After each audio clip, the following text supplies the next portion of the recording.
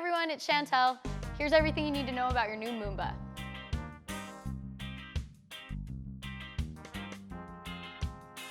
With everything that's going on right now, we are not really able to get out on the water or do in-person deliveries and go over everything in depth like I like. So I wanted to do a really informative video of everything I would cover on the day that a family picks up their brand new boat. This is a newer model Moomba, it's the 2020 Cayenne, so I wanted to go over things specific to this boat, but also just specific to the Moomba line. This is not a video for brand new boaters or people who have never owned a boat before. We have a really good Boating 101 series that talks about some of the boating basics. This is more geared towards people who have boating experience but are just new to the Moomba line or to a newer Moomba. All the Moomba line is going to be really similar. The Max and the Helix have a little bit different dash, but besides that, everything is going to be pretty similar. The first thing we're going to go over is how to get the boat ready to launch. So just like any boat, I'm going to start at the back and I'm going to undo the transom straps and I'm going to make sure that the transom plug is in. This boat has a transom plug and also a T-plug. So once I climb in the boat, I'm going to pop this open and just make sure that the T-plug is in there. Then I'm going to turn the battery switch on. Anytime you're not using the boat, the battery switch should be turned to off. When you are actively running the boat, the engine is running, you want to be using both batteries 1 and 2. That way the engine as it's running is running a charge through both batteries. If you're stopped, sitting, listening to music, hanging out, having lunch, but the system is on, I would put it to 1 battery and then it's not going to be draining both batteries because you're just hanging out and it's not charging. Once the battery switches are on, at the top of the ramp you want to turn on your blower. It's a switch where you're gonna have to turn it on your own, let it run for at least 4 minutes, and then turn it back off once the engine is started. I also put the key into the run position. That's gonna start to boot up the whole system. It's gonna boot up our touch screen. It's gonna get the whole boat and the system ready to roll, and then once we're back down, then I can just start the engine. With that blower, I usually start it at the top of the ramp and I turn on the screen. By the time we've backed the boat all the way down the ramp and we're ready to launch, it's typically been running for about 4 minutes anyway. So I start that process at the top of the ramp and then start backing down. Once our boat is back down far enough into the water, then we can start the engine. We want to make sure that the fenders are just barely underwater, that the top of the water is just kissing those fenders, and then we can start the boat. And I like to open up the compartments, I like to open up the engine hatch and just take a look. Make sure that there's no water coming in anywhere. Just an extra precaution that everything, all the plugs are still in, the hoses are all tight, you don't have any water leaking in before you're detached from the trailer. So once the engine is running, then we're gonna back it off the trailer or have the trailer back down a little bit and get us off of the trailer. And then we're ready to boat. Now we're going to go over some of the dash controls. One of the cool things about Moomba is that you have a touch screen as well as toggle switches. So you have really 2 ways that you can set everything up. So inside of this touch screen, right now we have it set up that we're looking at. We have our fuel on the upper left. We've got where our center wake plate is, and it's showing us where our side plates are. Those are at 0 because we're not surf left or surf right. We've got our 21 miles per hour is what we're set at, but our cruise control is not turned on. If I push that, I can adjust the cruise control, but I also can adjust it on these turn signals on the side of the steering wheel. You can adjust it on the fly right there. And that can happen even when this isn't slid out. You can do that on the fly anytime while somebody's riding or while you're just sitting still. Then to turn cruise control on, I'm just gonna push that button and it's turned on. And see what my battery voltage is here. If I push that, I can toggle through different options. So if there are different things that you like to see while you're actively running the boat, you can pick. We've got 1 hour on this boat. I can also be looking at the engine temperature, or I can look at the water temperature, the depth. I can look at my battery voltage or my oil pressure. So you can pick what you're looking at, and that's the same on both sides. Over here, it's constantly going to show me my depth right here, and then presets, this is where I would fill up my ballast. So if I wanted everything 50% full, I'm going to pick 50% amplitude. If I wanted it all the way full, I'd pick that. If I'm going home, if I want everything to empty, I can pick that one. Up here, my surf system is turned off, but I could pick if I want to surf right or if I want to surf left, or if I want them to just be in the center and I just want to turn them off. Auto wake I can turn on and off here. This is going to measure the pitch and the roll. If you're out there and you're surfing and your wake looks good, but auto wake is turned on and it's trying to drain ballast or it's trying to be working, I would just turn it off. It's basically like hitting pause. It's saying, nope, I like the wake the way it is, so I'm just gonna let it continue to do what it's doing. I'm just gonna stop everything. I don't want any pumps running. I don't want anything happening. I like it the way it is. I'm just gonna pause it. With auto wake, you can look at it with this view, or you can slide, and then it's going to show me all of my ballast. So right now we're 0% full, and it's going to give me that view of it instead. So this button down here, that would be a quick way to see your auto wake screen and to turn it on, or we can turn it off there. This is going to be the settings. So this is where you can go into some user settings. You can update some things. Vessel settings, this is where we're going to set ballast and fill times, auto wake settings. A lot of this is things you're never really going to get into, but it's there, and if you just want to kind of check it out on your own time. So not only can you do the surf system on the touch screen, you can also toggle switch over to one side or to the other. It will disable the on-screen controls if you're using the toggle switch, but that's just a nice, easy way to do from side to side if you don't want to use the touch screen. On the other side of the steering wheel, this is where most of your toggle switches are. So this is where you're going to turn on your anchor and navigation lights, your heater, you can do high or low, and the heater really is going to be the hottest when your RPMs are higher. So if you're just sitting and the boat's turned off, it's not going to blow any hot air. If it's you're just at idle, it's going to be warm, but it's not going to be as hot. For ballast, like I said, you can do it on the screen, or you can just flip all these up to fill. There are sensors, so it will stop them once it starts spurting out the sides. It's going to show on the screen that it's 100%, and it'll stop it on its own. But you still would want to flip the toggle switches back to the center. To empty, you'll hear it. You can tell there's a different sound when you're emptying once there's no water running through those pumps anymore, and then you can get those turned off. Or when the timers read that it's fully empty, then it'll shut them off too. Courtesy lights, you can turn those on and off. Docking lights if you have them, underwater lights if you have them, those would be here. The bilge is, right now it's on auto bilge. You can also turn it on to manual. So if you have a bunch of wet kids jumping in the boat and you know you have a lot of water coming in, you can flip that up. There's also an extra accessory switch just in case you wanted to add something else, tower lights or something like that. You could add those into that switch. On this side, the turn signal is a wake plate up or down, so you can on the fly adjust that center wake plate. And that would be great for, not just when somebody's surfing to adjust how the wake is, but also when you're just riding it. It's going to help the boat handle differently, whether the bow is higher or lower, how it sits in the water. So you can kind of play with that and adjust it for how you like it. When you're setting up a surf wake, there are a few things you want to think about. Ideally, I would get the boat completely full, so I would flip up all the ballast or hit 100% amplitude on the screen and just get all of the ballast completely full. At that point, you can set your speed, which depending on where you are, we're usually on a river, so it depends on if I'm going upriver or downriver, how fast the current is going. But somewhere between 10 and 11 is usually ideal speed for surfing. I'm going to turn on my surf system either left or right on the screen or left or right on the toggle switch. And then I also want to think about where my wake plate is. So if I have somebody who's bigger and wants a much steeper, shorter wake and may need a little more push, I'm going to have the wake plate closer to 0. If it's somebody who's lighter and wants something a lot longer and less steep, it's going to be closer to 100. And you can do that on the fly. You can make adjustments and find it exactly where your rider likes the wake, which is awesome.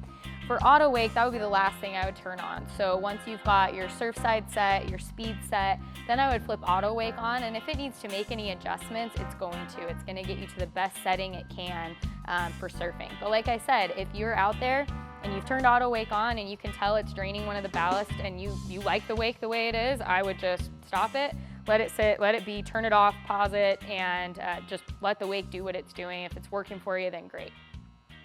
One thing to keep in mind, you don't want to be filling the ballast up while the boat is turned off. It pulls quite a bit of draw on the battery, so ideally the boat is on, and it might even pop up something saying it's taking a lot of draw, it's your voltage is too low for the ballast filling. When it's running 3 pumps at a time and you've got the stereo going and maybe the heater on, that is a lot of draw on the battery. So you could start idling around, maybe just kind of cruise just a little bit, not too fast. I mean, that's going to impede how well the ballast fills, but you want to get your RPMs up a little bit higher, and then that's going to help run a charge while you're filling everything up.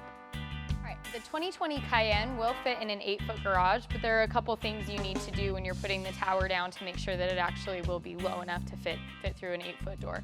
The racks will have to come off. That's why swivel racks are nice. You just have one Allen wrench bolt that you pull out on each side, and then those will come off. And then because the point on the side here is so long out, it would hit before the tower goes low enough. So I'm going to pop out the pin here in the arm on both sides.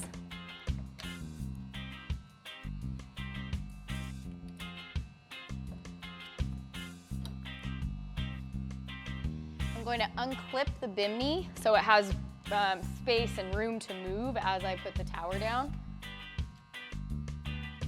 And then I'm going to unlock both sides of the tower. And as I pull it down, I'm going to make sure that these arms are pivoting, the BIMINI is moving backwards a little bit, and then I'm going to pull it down. If you don't need it to fit in an 8-foot garage, then you can just leave this piece flat right here. Otherwise, if you need the tower to go a little lower, you can open it up, and then it's going to rest on the other side. So you're going to pull it down and it'll rest on that side rather than this higher side here.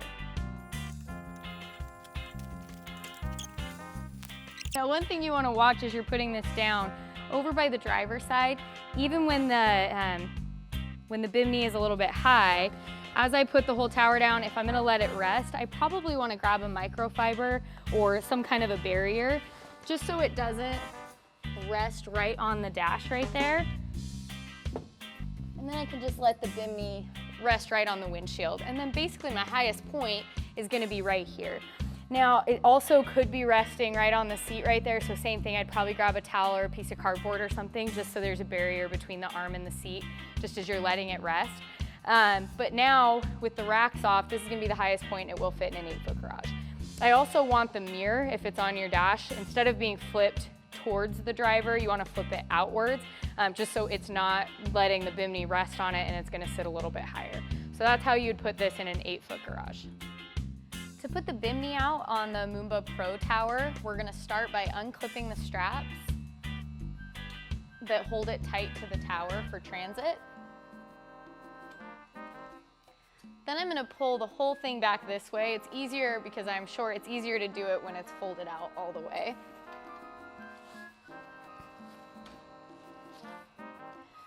I'm going to take off the boot or the cover.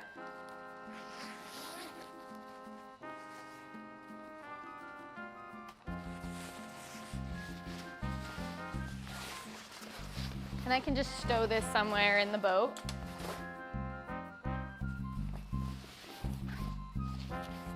Then I'm going to unwrap the whole thing.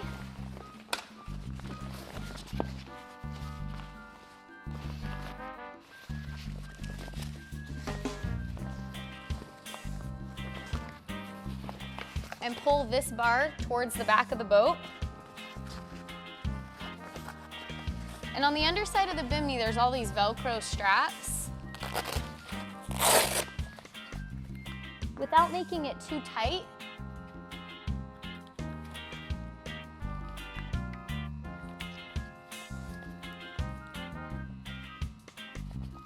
I'm going to wrap these straps around the tower. I don't need to do all of them at this point.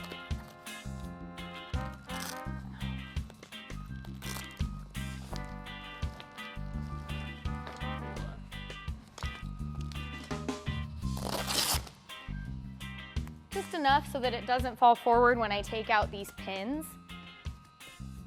So I'm going to pop the pin on the end out on both sides.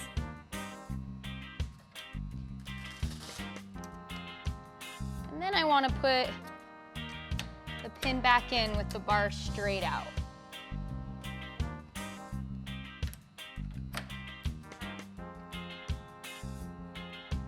Now that I've got this bar flat and this as straight out as it's going to be, I can use the Velcro to really tighten it down. The nice thing about that is as the canvas starts to stretch over time, you're going to be able to use those Velcro straps to really pull it tight so it's not just flapping in the wind.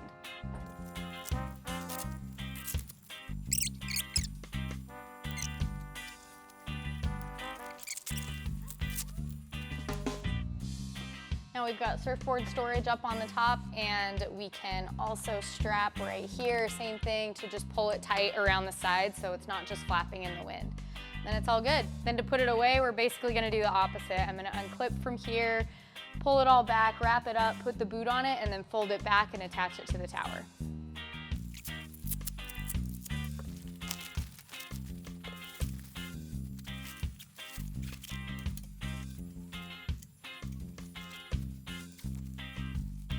Getting the boat ready to tow, I would make sure that your bimini is put away with its cover on it and it's strapped to the tower. If you're gonna be towing it, 35 or 40 miles per hour, it's probably fine to leave the bimini out. I just wouldn't tow it any faster than the boat would go.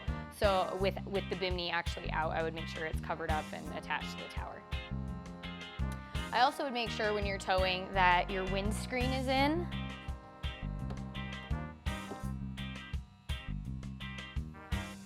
And the windshield is closed, mirror down as it can be. And then this is how I would tow most of the time. No cover on, just everything kind of self-contained, all your gear put away. If you have boards that don't fit in compartments, don't ride with them ever in the racks. I would always put those in the walkway or in your vehicle, and then once you get to the launch ramp, then you can put them in the racks. Or you can put your bimini out and put them up on top of the bimini. But as long as your windscreen is in and your windshield's closed, even stacking a couple boards just in the walkway, they should be fine right there. If you do have to tow with the cover on, it's not really gonna hurt the cover at all, but it could create kind of a wind tunnel down the side of the boat, and it can chafe the gel coat and it can leave it really dull, and then you're gonna need a buff and a wax.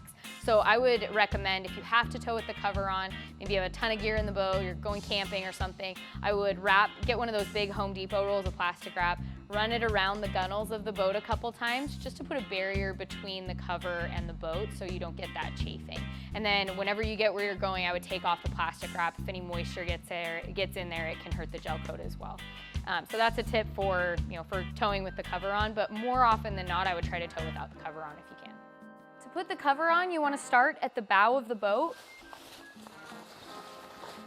The cover has a clip on the front, which is really nice, especially if it's windy or if you're doing it by yourself. That when you put it over the bow, you can lean over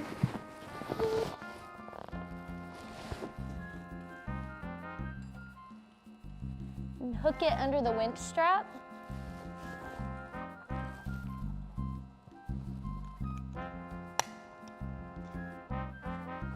So then as you're putting it on, it's not gonna fall off the side, it's not gonna go anywhere. It's at least a little bit anchored to the front of the boat as I start to put it on. Pickle forks definitely make this a little bit easier.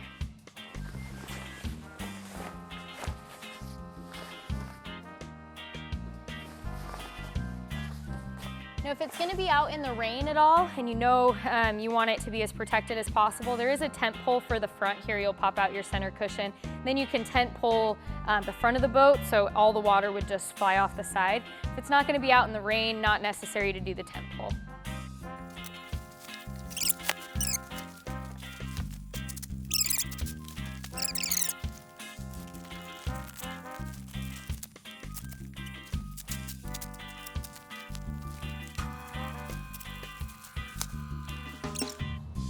This cover has what's called hang tight. It's a system where you don't have to tent pole the back of the cover, which is awesome. You only would need to tent pole the front.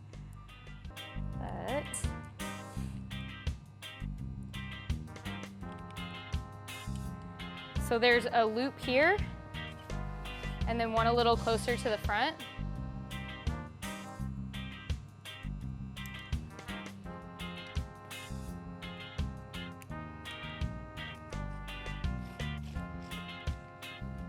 You're gonna loop both over the tower.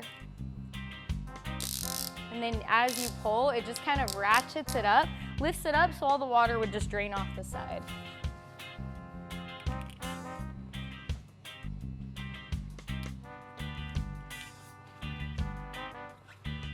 And then once we've got this to a spot where we want it, I would just wrap this around one of the racks.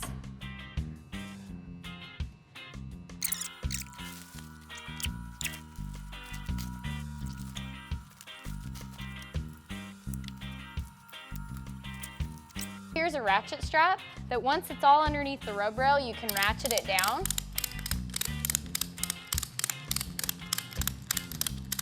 It's gonna make it nice and tight all underneath the rub rail all the way around the boat. And then you can zip this piece up, and then you're good to go. When you're undoing the cover, you wanna do the same thing basically in reverse. So I would start here, undo the ratchet strap. You wanna make sure when you do that, before you start taking the cover off, you actually zip this back up. If you don't, I've seen those things flop around. They can hit the fiberglass and cut a nick or something, or scratches or whatever into it. So just make sure you close this up. Then I'm gonna undo the straps, and as I fold it up, I'm going to fold both sides and I'm gonna roll it up kind of like a sleeping bag so it ends up being nice and compact and easy to store. So that's a delivery on a new Moomba. If you have any questions, leave them in the comments. I'll get back to you as soon as I can. If you like this video, hit like, subscribe to my channel if you want to see more stuff like this, and we'll see you on the water.